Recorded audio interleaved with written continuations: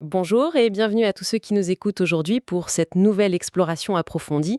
La mission du jour, elle est vraiment captivante. On va tenter de décrypter la dynamique actuelle de la République du Congo en ce tout début d'année 2026. Oui, un vaste programme. C'est le cas de le dire. Et pour dresser ce panorama, on a sur la table un mélange de sources d'une richesse incroyable. D'un côté, on a des extraits très formels, très procéduriers, qui sont tirés directement du journal officiel de la République du Congo. Se publier entre décembre 2025 et début janvier 2026, c'est ça. Exactement. Et de l'autre côté, on a un rapport sociologique tout juste sorti des presses. Il est daté du 13 janvier 2026 et il a été réalisé par Afrobaromètre. Le fameux réseau de recherche panafricain. Voilà. Et ce rapport pose un regard clinique sur l'engagement citoyen de la jeunesse congolaise. Oh, et puis pour couronner le tout, on aura une petite anecdote technique concernant une tentative d'accès à un article de TV5 Monde. Vous verrez, ça a pris une tournure un peu inattendue lors de nos recherches. Mais avant même de commencer à feuilleter ces textes, je pense qu'il est absolument crucial de formuler un avertissement d'impartialité très clair. Tout à fait, vas-y. Les sources qu'on va décortiquer aujourd'hui abordent des sujets intrinsèquement politiques. On y parle de lois étatiques, de l'organisation d'élections présidentielles, de l'exploitation des ressources nationales et bien sûr de la perception qu'ont les citoyens de leur propre gouvernance. Mhm. Il est donc fondamental de souligner avec la plus grande insistance que nous ne prenons absolument aucun parti dans cette discussion. Ouais, c'est une précision vraiment vitale pour ceux qui nous écoutent. L'objectif ici, c'est pas du tout de distribuer des bons ou des mauvais points. On n'adopte aucune posture de gauche ni de droite. On ne milite ni en faveur du gouvernement en place ni en faveur de l'opposition. Exactement. Et on ne soutient en aucun cas les opinions, les personnalités politiques ou même les systèmes qui sont décrits dans ces pages. Notre seul et unique mandat aujourd'hui, c'est d'observer les faits tels qu'ils sont présentés, d'analyser le matériel fourni de la manière la plus neutre possible pour informer notre audience. C'est vraiment la base de notre méthode de travail. Garder une distance critique et rapporter les faits sans aucun prisme idéologique. Bon, le cadre est posé, alors décortiquons tout cela. Car ce qui saute aux yeux quand on met ces documents côte à côte, c'est le grand écart vertigineux entre deux réalités. Ah bah le contraste est frappant, ouais. D'un côté, tu as une machinerie étatique qui tourne à plein régime, qui planifie son calendrier avec une minutie chirurgicale, et de l'autre, une jeunesse qui semble regarder dans une direction diamétralement opposée. C'est ça. Commençons par cette fameuse machinerie administrative et le grand rendez-vous de l'élection présidentielle de 2026. Quand on lit l'arrêté numéro 111 du journal officiel, on réalise que le calendrier est d'une clarté implacable. Tout est millimétré.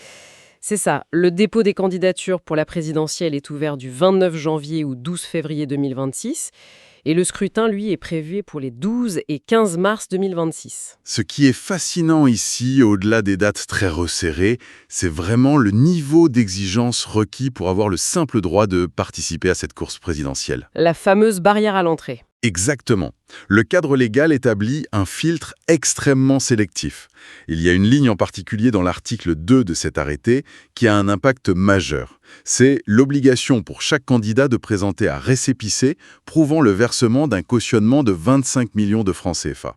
Et directement au Trésor public. Au Trésor public, ouais. Et attention, la mention légale précise bien que ce montant est strictement non remboursable. Il faut vraiment s'arrêter une seconde là-dessus pour bien comprendre l'enjeu.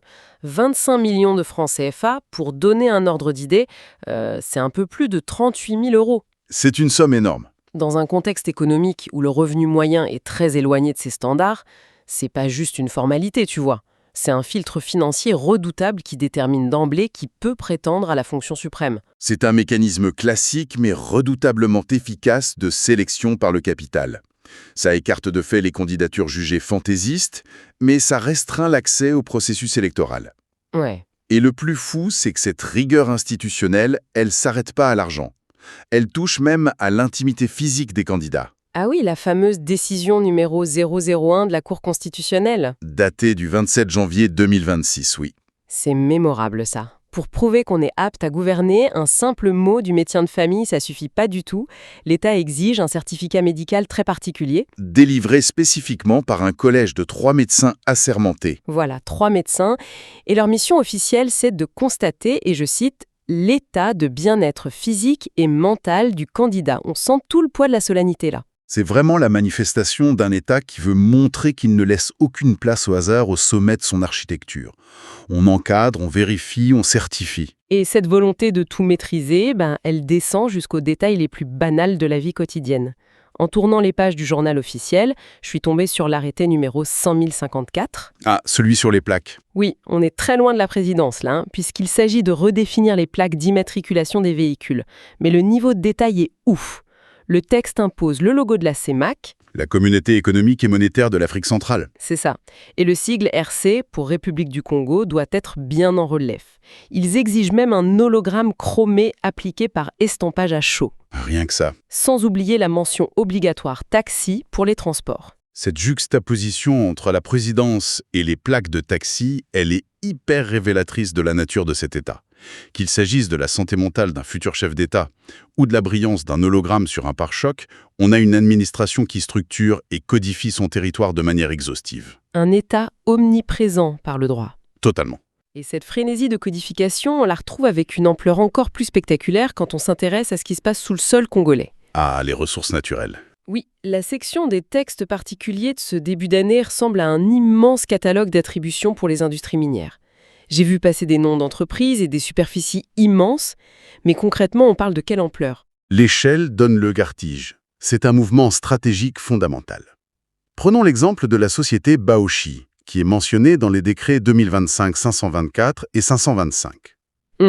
Elle vient d'obtenir des permis d'exploitation pour des polymétaux dans le département du Poul. Juste pour clarifier, les polymétaux, ce sont des gisements qui contiennent plusieurs métaux mélangés, comme du cuivre, du zinc, du plomb, c'est bien ça? C'est tout à fait ça. Et les superficies accordées à Baoshi, c'est pas des petits terrains. Le permis de Mindouli s'étend sur 142 km². Et le permis Mpassa Moubiri couvre 230 km². Waouh! Et le point crucial, c'est la durée. Ces permis sont valables pour 25 ans. 25 ans, c'est une génération entière. Et la liste est longue. La société Omineuse Sarlu décroche un permis de recherche de 3 ans pour des sels de potasse dans le Kwilu, sur 246 km². Des mining pour l'or. C'est fou de voir une organisation avec Ministéris dans le nom chercher de l'or d'ailleurs. Oui, c'est une diversité d'acteurs étonnante. Et bien sûr, la SNPC, la Société nationale des pétroles du Congo, avec un permis pour les hydrocarbures sur le site Madingo-Kayes. C'est une distribution massive, mais l'État ne donne pas un accès gratuit pour le prochain quart de siècle, j'imagine. Quelles sont les contreparties? Pour bien saisir la dynamique, il faut penser à un grand propriétaire terrien. L'État congolais s'appuie sur sa loi de 2022 sur le développement durable pour imposer un cahier des charges très strict. D'accord. Baoshi, par exemple, a 1 an pour évaluer précisément les réserves du gisement. Ensuite, ils doivent obligatoirement réaliser une étude d'impact environnemental et social. Et il y a un volet financier immédiat, parce que j'ai lu le terme de redevance superficiaire dans les textes. Ça veut dire quoi au juste? La redevance superficiaire, c'est essentiellement un loyer. C'est une taxe que l'entreprise paie à l'État, calculée uniquement sur la surface de terre qu'elle occupe avant même d'avoir extrait quoi que ce soit. Ah d'accord, je vois. Et à cela s'ajoute bien sûr la redevance minière classique sur la production. Si nous relions cela à une perspective plus large, on réalise que ces signatures engagent physiquement et économiquement de vastes portions du territoire pour un quart de siècle. Eh bien, c'est là que ça devient vraiment intéressant. On a ce portrait d'un État qui verrouille l'avenir, qui planifie sur 25 ans. Et de l'autre côté, on a la réalité de ceux qui vont vivre ces 25 prochaines années. La jeunesse. Exactement. C'est là que le rapport d'Afrobaromètre entre en jeu. Sur une population totale estimée à environ 6,1 millions d'habitants au Congo, la statistique est juste dingue. 6 habitants sur 10 ont moins de 25 ans. C'est la donnée fondamentale qui bouscule tout le reste. La majorité de la population n'était même pas née au début des années 2000. Ouais. Toute analyse qui ignore cette réalité démographique passe à côté du sujet. La question, c'est comment cette immense cohorte interagit avec cette machinerie étatique si procédurière. On pourrait croire qu'il domine le débat public avec un tel poids. Mais le rapport montre une désaffection électorale flagrante. Les chiffres sont sans équivoque. Chez les 18-35 ans, seulement 43% d'entre eux déclarent aller voter. 43%, c'est très bas comparé aux aînés, non? Énorme décalage, oui. Les générations plus âgées votent à 64 ou 69%. L'identification partisane est aussi très faible chez les jeunes. Seuls 12% se sentent proches d'un parti politique. Et pour ce qui est de la contestation? Pareil. À peine 5% se joignent à d'autres pour interpeller le gouvernement, contre 8 à 11% pour leurs aînés. C'est un recul très net vis-à-vis de la démocratie représentative traditionnelle. La conclusion facile, ce serait dire qu'ils sont apathiques ou désintéressés. Et c'est là qu'il faut apporter une nuance cruciale. Ils ne sont pas déconnectés, ils ont développé des modes de participation alternatifs. L'étude montre que 18% d'entre eux contactent directement des chefs traditionnels. Ah oui, c'est intéressant ça. 10% approchent des dirigeants de partis et 9% sollicitent des parlementaires. Et ces proportions de contact direct sont quasiment identiques à celles des générations plus âgées. Donc le besoin de dialogue existe bien. Ils veulent se faire entendre, mais ils contournent l'urne. Qu'est-ce qui motive ce rejet du processus formel? La méfiance. Une méfiance enracinée dans la perception de la corruption. Plus de la moitié de ces jeunes pensent que la plupart ou tous leurs élus locaux sont corrompus. On parle de 54% pour les conseillers municipaux. Et pour les parlementaires? Ça monte à 59%. Quand tu perçois le système comme vicié, déserter les urnes devient une réaction logique. Et logiquement, l'approbation de l'action publique s'effondre. Totalement. Seulement 18% des jeunes approuvent l'action de leurs élus locaux et 21% celle des parlementaires. Même sur la formation de jeunes leaders, la satisfaction plafonne à 18%. Ce qui nous amène au chiffre le plus frappant du rapport sur le constat démocratique. Dis-nous. 83% des jeunes estiment que le Congo n'est pas une démocratie, à 63%, ou est une démocratie avec des problèmes majeurs, à 20%. Seuls 9% s'en déclarent satisfaits. 83%, c'est un désaveu massif. Un rejet presque unanime, oui. D'ailleurs, en parlant d'accès à la démocratie et à l'information, il faut qu'on raconte cette petite anecdote technique qui nous est arrivée pendant nos recherches. Ah oui, le fameux article. Oui, on a voulu consulter un article de TV5 Monde dont le titre était parfait pour notre sujet.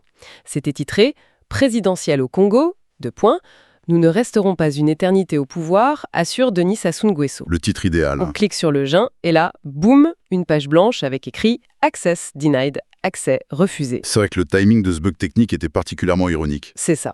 On en sourit évidemment, mais bon, c'était cocasse. Cela soulève une question importante quand même. Ça illustre factuellement la réalité matérielle de l'accès à l'information numérique.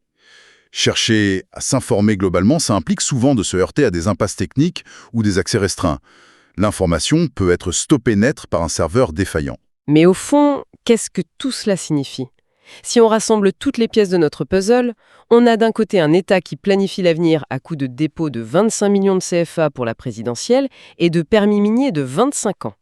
Et de l'autre, une population extrêmement jeune, dont 83% remettent en question la nature même de leur système démocratique.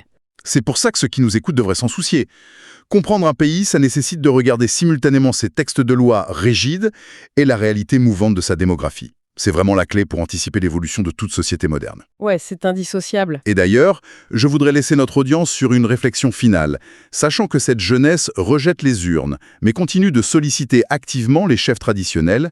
Se pourrait-il que l'avenir politique du continent africain ne réside pas dans une tentative de réparer les institutions démocratiques calquées sur l'Occident, mais plutôt dans la réinvention et la modernisation radicale de ses propres chefferies traditionnelles ancestrales? Ces structures ont encore la confiance des jeunes, visiblement. C'est une perspective qui renverse totalement notre façon habituelle de penser la gouvernance. Et ça donne vraiment matière à réfléchir bien au-delà de notre sujet du jour. Absolument. Un immense merci à notre audience pour son écoute attentif. Cette exploration approfondie de la République du Congo touche à sa fin. Gardez l'esprit curieux et à très bientôt.